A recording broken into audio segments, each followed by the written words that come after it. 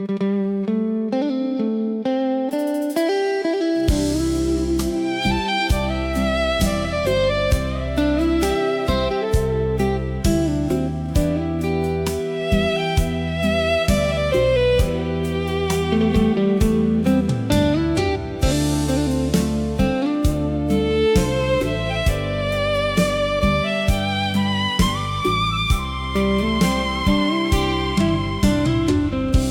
มเย็นพัดผ่านบ้านเก่า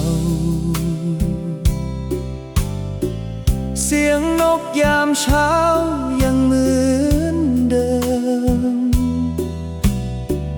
แต่คนที่เคยนั่งข้างกันวันนี้เหลือเพียงความทรงจำเมื่อก่อนเธอเดินอยู่ข้างฉันทุกวัน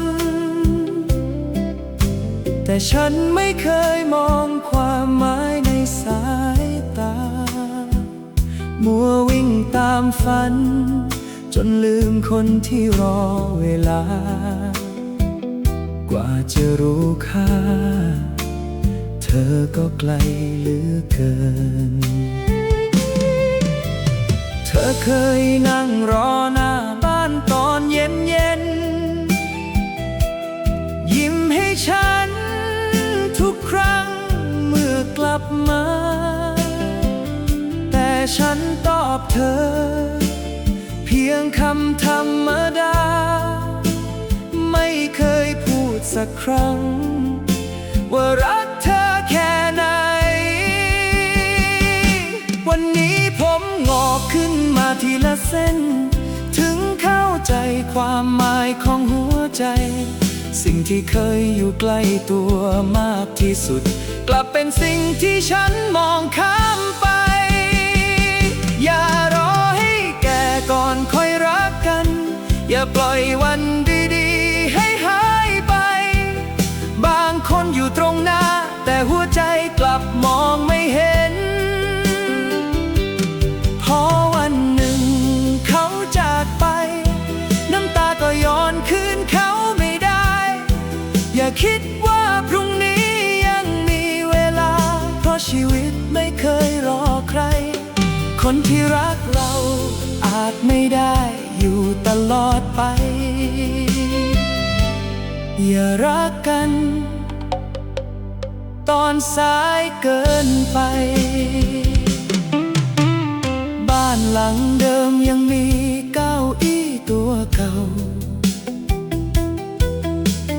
ผ้าพื้นเดิมยังแขวนอยู่ตรงนั้นต้นมะม่วงที่เราเคยปลูกด้วยกันวันนี้ออกผลแต่เธอไม่เห็นแล้วฉันยังเดินผ่านทางเก่าทุกเย็นเหมือนหวังว่าเธอจะกลับมาทั้งที่ความจริงเหลือเพียงเวลากับความเสียใจที่แก้ไม่ได้ถ้าวันนั้นฉันกอดเธอไว้ถ้าวันนั้นพูดคำในหัวใจเรื่องราวของเราอาจไม่จบแบบนี้แต่ชีวิตไม่มีคำว่าย้อนกลับอย่ารอให้แก่ก่อนค่อยรักกันอย่าปล่อยคนสำคัญเดินจากไปเมื่อยังมีแรงกอดก็จงกอดเอาไว้เมื่อยังมีเวลาก็จงรักให้พอเพราะวันหนึ่งเมื่อมองก้าวอี้ว่างเปล่าน้ำตาจะตอบทุกอย่างแทนหัวใจบางความรักไม่ได้จบเพราะหมดรักกันแต่มันจบเพราะรักกันช้าเกินไป